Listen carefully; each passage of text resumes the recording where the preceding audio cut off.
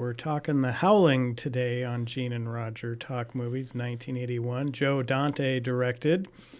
Came out in the year of the werewolf film, of course, because we had in the same year American Werewolf in London, The Howling, and Wolfen. So everyone was on the werewolf craze.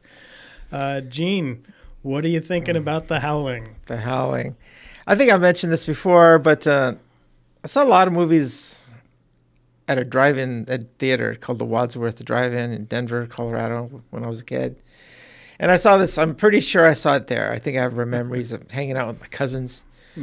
You know, we were at the drive-in theater. And I have some vague memory of this movie actually being good. But now so it kind of are we on this drives, one again now? Is it? It kind of drives us. Plus The Howling is, I think, a revered classic would you say that, Roger? It's a revered classic? It spawned a million sequels, of course. There's seven Howling movies. And, of course, this one is considered a classic. A classic, yes. But I think it's they should change the name from The Howling to... Because I think a more appropriate name for this movie would be the D. Wallace Werewolf Experience. Or maybe we could call it D. Wallace meets some werewolves, but at the end. D. Wallace has an episode. But Dee Wallace has got to be paramount because this movie really is all about Dee Wallace. It's her movie. She's in it almost every single scene. Mm-hmm. There's some scenes where there's like, because she's a TV reporter. There are some scenes where there's like her associate reporters are there, but mainly it's all about Dee. So they should rename this movie Dee Wallace blank and the werewolves, or something like that. Oh, I like the one Dee Wallace meets the werewolves at the end. That one's pretty classic. Yeah, because it's like for a long time you were like, what? This I thought this was a werewolf movie, and there's just a lot of Dee Wallace and her going to counseling, her having problems with her husband, and then this work situations, and nobody's believing her because she's a woman, and it's the 80s, and and it's slow. And if you want to watch werewolves, it doesn't happen until the last couple acts of the movie. And so, and even then, it's like the werewolves are they really scary? They seem to stay a lot on the effects where the werewolf is actually changing. They seem to really stick on that because that is repeated over and over. Mm-hmm. Yeah. So, it's a weird premise. There's a community of werewolves, but they kind of advertise them as kind of like a place where you go to get some mental refreshment. Right. and there's this British guy who was from the Avengers, and he was Patrick McNee. And he's like the head honcho, and so so. I mean, if you're a Dee Wallace fan, you've got to watch this movie. I think the very next year was E.T., and right. She made $1 billion, and I think she bought a small country. But I don't know. This movie is, I don't know. Is it scary? I don't know. Maybe it was. I don't know. You have to be like a teenager and you think it's scary. A teenager in the 80s, you think it's scary, but it's kind of dated, and.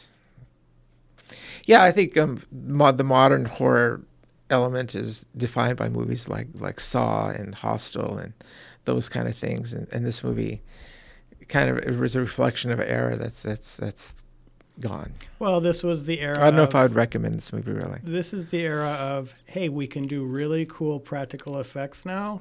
Because like Rob Bottin did the effects of the werewolf transformation. And, of course, he would immediately go on to do The Thing later. And so they were just enamored with that, right? American Werewolf in London had the elaborate transformation scene. Very elaborate, and it's a little more well done in American Werewolf. Oh, yeah, that is the pinnacle of transforming werewolves. Yeah, and that would actually, I think, be the werewolf movie to watch. Well, and it's interesting. Because it focuses on werewolves and not Dee Wallace. Yeah, and Wolfen, have you seen that one? I haven't seen Wolfen. Okay, Wolfen is the oddball of the group that came out at the same time, but it's great. It's like really, it's directed by Michael Winner. It has this really neat plot, this kind of Native American religious stuff going on and all It's this. a little bit of Twilight-ish right there. Yeah, so but it has nothing to do like that, right? It's Because pretty Twilight, had the Native American mysticism Right. involved with the werewolves, and they're fighting those European vampires. Right, and I jerks. apologize to all our listeners that we suddenly got off on a Twilight tangent. Let's Yeah. get back to Let's the get Howling. back to the D. Wallace experience. But I love the fact that you pointed out that Patrick Macnee is in this movie from the Avengers. Joe Dante is renowned for placing really cool character actors or having really cool cameos in here. Some of the cameos that occur in here, did you catch the fact that was Roger Corman walking into the phone booth after D. Wallace got out of the phone booth? Remind me, Roger Corman Roger is? Corman, the amazing B-movie producer, director, basically did virtually every schlocky B-movie you could ever imagine. I kind of missed that one, Okay. but thanks for highlighting that for us. In the bookstore, when they're doing their research on the werewolves. Yes, the bookstore, yes. There's- The big ladder. Yeah, well, and Dick Miller, who is a famous character actor, and you probably remember him as the gun store owner in The Terminator. But he's in tons of these types of movies, and Joe. And there are other character actors too, because the woman reporter who gets kind of killed by the werewolf, her associate is a well-known character actor from that time as well. Although I don't know his name. It's Kevin McCarthy from Invasion of the Body Snatchers. And you also have Forrest Ackerman in here in the bookstore as well. And I thought it was just really neat that Joe Dante had him holding a copy of Famous Monsters of Filmland, which, of course, he was the creator and editor and all that of that particular magazine. So nice. Yeah, nice. so really a cool. Self-promotion really there. cool to spot a lot of these little cameos. Of course, you've also got John Carradine in this film, which is always great to see him as the old guy who wanted to end it all and jump in the fire and all that. He wanted to commit suicide because, like, there's a community of vampires, right? And so I think Twilight maybe borrowed this element, is that because in Twilight, Gene, stop talking about I Twilight. have to go. I'm sorry, I got to do it.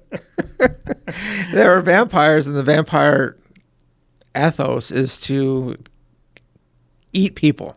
That's what they do, and that's what werewolves do. They attack and they eat people. But somehow, there's this guy, the Avenger guy, he wants to civilize the werewolves, so he makes a community, and now they can't eat people anymore. Right. They got to eat cows, and then they're just like there's an element there that's like, no, this is not working. I'm not going to eat a cow again, and so it's pretty funny. Yeah. It's like, we got to get back to eating people. Right. And they're protesting. Yeah. Well, and he's true to his nature, right? We're werewolves. Yeah, dude. we're werewolves. What are you Come doing? on. This is what we do. Right. This is what we do. And so, Joe Dante, of course, would go on to much greater heights with Gremlins. Right. I was reading a little bit of it. Yes. Of course, he started his career kind of with Piranha, which is a great movie if you haven't seen that.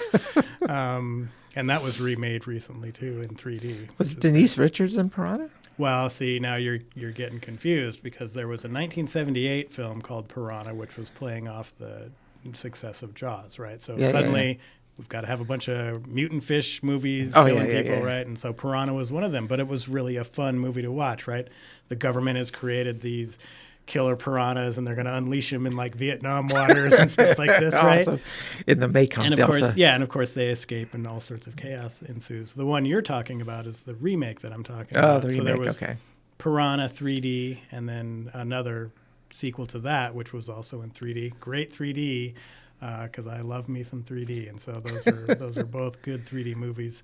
And then, of course, Gremlins was, that put him way over the top. Yeah, Gremlins is awesome. Because his style, he likes to have fun and kind of have some insider jokes, which is why he has all these cameos of well-known people within the horror industry and stuff like that. And I do agree with Gene. This movie is definitely a product of its time. You can feel the 70s impact on this film because of its slowness, and we've got to set the characters, and we've got to do the setting, and we've got to have this plot going, and we're not going to really get into the major scare sequences or action sequences until the latter third of the film. Right. And so This movie waits. it really does have that kind of 70s, let's build up and build up and build up and then have this big last half an hour and stuff. But I also like this. I do like this movie. It's a tough one to recommend at this day and age. I really liked it when I was back in the 80s. Yes, we both saw it when we were kids, and yes, we loved it. You know, but it takes its time, but it also is kind of cool because it uses a lot of different special effects. There's stop motion in this thing. There's animation in this thing. There's the practical effects of the transformations and stuff. So you get this nice, well-rounded, here's all the different kind of special effects you can throw in your movie in 1981 anyway. Mm-hmm. And it was kind of neat to see some of the stop motion. I mean, it's very quick stop motion. It's like a 5-second scene of the 3 werewolves standing up and howling. Right, yeah, it's just very brief towards the end, of course. But the only thing that really was weird to me rewatching this film, because I have not seen this thing in like 20 years probably, was the music seemed just wrong for this movie. It was such we're back in like 1970s music where it's kind of this symphonic kind of thing, and it just the music was really dated, and you could really tell. And it's like why is this music, which is not scary or intense or anything, playing under this scene? Well, this is the music of that era, so that's what you're going to use. But no, because there's tons of other horror movies where it's like, okay, we've got, we're 1979, or like even Phantasm, which we did last week. It had like a scary little score going on, the little tubular bells things and all that kind of stuff. And this was like, did you just pull some Vivaldi off the shelf and throw it on here? I don't know. It does have a low budget film. It does have a low budget vibe to it, for sure. Yeah. So it could be a reflection of its low budgetness. Well, and once again, a horror movie making a lot of money off a low budget. It made about $18 million in its theatrical run. Which is huge for a movie that maybe probably $1 million, cost $1 million, if even that. Yeah. But and then, of course, spawning 6 sequels, all of which are completely god-awful. I'm sure. The only redeeming quality of, like, the second one, for example, is Sybil Danning's in it, and so she's naked a lot of the time. Oh, my Lord. Other than that, there's not much going on in any of the sequels. It's and they're not really connected. The second one is kind of connected, but the rest are just random story. They're like in Australia with these kangaroo kind of howling marsupial things. Oh, my Lord. They're really crazy. Kangaroo werewolves. How they just kind of go off the rails they with try it. to punch you. That would be pretty sweet, actually. But overall, it is definitely I'm going to use the term relic of the 80s. Relic, yeah. It is still an established classic, but I think it's a revisionist classic where we remember it being so great in 1981, and then we watch it in 2024, and it's like, yeah, this isn't as great as I thought it was. Right, exactly. Yeah. It's a good film in the sense that, there's a story here. It does kind of bring you in. Dee Wallace is this reporter. She's been communicated with by this serial killer, and there's some tension there where he's going to meet up with her, and the cops have all the wire trappings and all the streets and of course the technology fails, right, as it always does. Well, the neon lights of the streets and stuff mess it up, but and it's kind of has this coherent story anyway. It's not there was care put in to try to do this story, but like Gene said, it takes more time than is probably necessary to let's just get going. Mm-hmm. Like I think I've said before, let's just keep the plot moving, put your foot on the gas pedal and kind of leave it there. I mean, you don't have to press it all the way to the floor, but he's definitely like pumping the brakes a little bit on this plot development. That is a perfect way to explain this movie, right? Because we are big on once you start moving, move. That's why You got to move. That's why Evil Dead 2 is so great. It immediately starts and doesn't end. Yeah, and it just keeps going. Right, and this one, you have a nice opening sequence with tension where she's going to try to meet this serial killer. And then there's, well, now I can't sleep anymore. I'm having bad dreams. I'm going to see this counselor. We're going to have a conversation. Problems with my husband now. Right, he's going to send me to this colony, I think it's called, where I can get well. I'm bringing my husband. We're meeting people. Yeah, my boss at work doesn't like me now. I'm not. It's just it really kind of just comes to a dead halt. Yeah, because that's what I said. I say that in jest about the movie should be retitled The D. Wallace Blank. Right. The movie's all about her. Seriously, she is in the first 2/3 of the movie. Almost every scene, D. Wallace is in it, and it's more of a drama, right? It's a drama. It's like a TV drama. Serial killer is a werewolf, but you don't really know that. She's kind of forgotten what happened. Yeah, she's traumatized. She can't see the face of the And so it's like this drama, and like Gene said, this kind of husband, and the husband meets this obvious dangerous woman, and then of course D. Wallace he's going to have an affair with her, and which of course he does. Because the weak husband falls for a woman dressed in leather. Well, werewolf woman dressed in leather. Yeah, werewolf woman. Yeah. And so it's definitely a chore, I would say, on some level to get through this movie, especially when I remember it being much more lively from back in the day. I know. We just remember, as kids, those great parts. Mm-hmm. The last third, we focus on the last third. Well, and that's the funny part is because when they finally we're going to show you the full-on transformation, I could have swore that was at the beginning of the film when they were in the little booth and the serial killer was first meeting her. And no, that's like near the end. And I was just like, gosh, I just totally, Those transformations don't happen till the end, yeah. Yeah, and I'm just like, at least 2/3 way through, yeah. Your mind thinking back into stuff in your past sometimes messes stuff up. And it's like, oh, wow, yeah, that doesn't happen until the end. Amazing. Yeah, but I do remember those that they somehow the people, they acquire like a gun with has silver bullets, mm-hmm. and they shoot a bunch of them. And they corral them into a barn, and they set the barn on fire, kind of hoping that they all, burn up. Well, and I did actually laugh a little bit because, again, we're 1981. Your fear factor was a little different in 81 than it is now. Yeah. But I loved it when the dude is transforming, and D. Wallace is just sitting there staring. And it's like, dude, I don't think he can catch you right now because he's going through all these bodily contortions. You could probably run right now and get out of there. Yeah. And she just keeps watching it. It's just like, and they keep cutting back to him, and it's like, oh, and he's all freaking out and stuff. And I know, and it's not moving. Right, and I'm just like, I don't even think he could move, even if he wanted to at this point, because he's just, his snout here, his face is distorting, and his arms are bulging, and his chest is blowing up.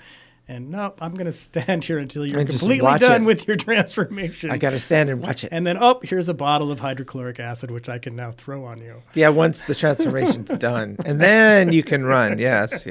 So I did enjoy that because it was like, okay, that's a little crazy. But, yeah.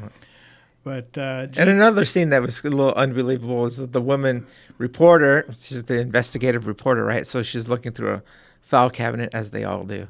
Looking for files and information. So she pulls up a file that, I got to use this file. And then somebody reaches in and grabs the file. But who is grabbing the file from her?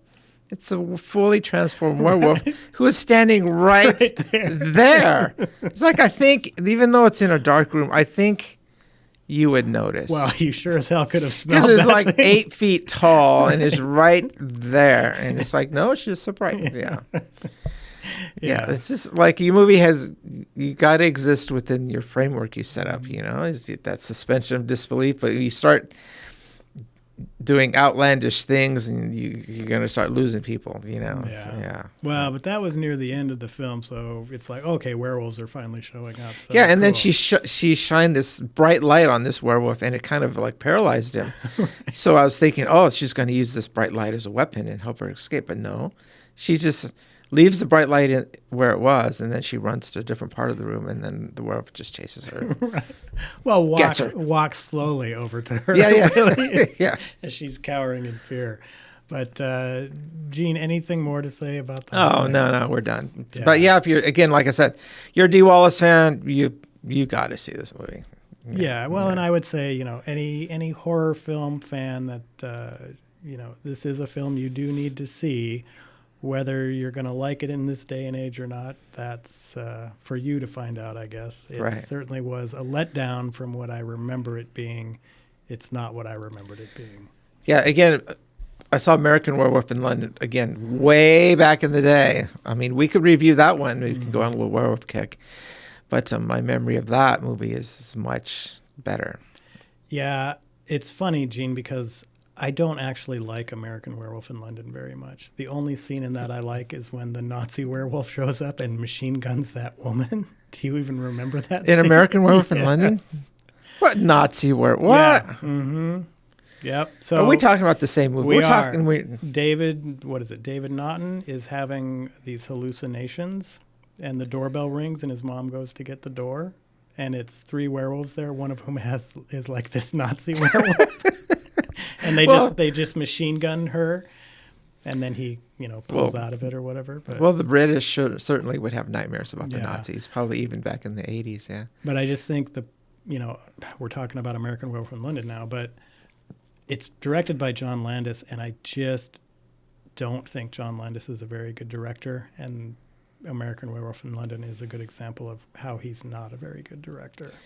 Really, I think American Werewolf in London has some comedic elements. Mm-hmm. Could you even call it horror comedy? It might even venture to horror comedy. Yeah, it has comedic elements. Yeah, I remember he has like an affair with this nurse, and but I kind of like the beginning because it's like they're hiking through the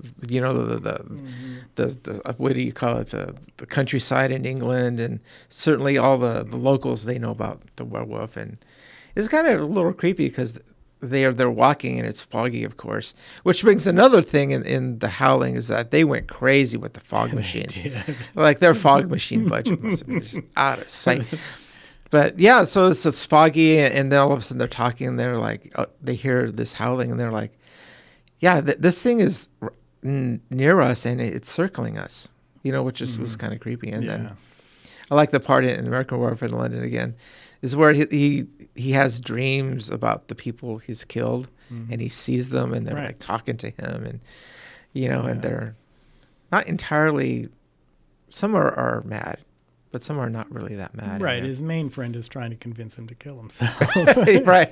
So we're talking. Why we're talking about American Werewolf in London? Yeah, I have not seen that movie in decades either. So that's certainly a film we could do next.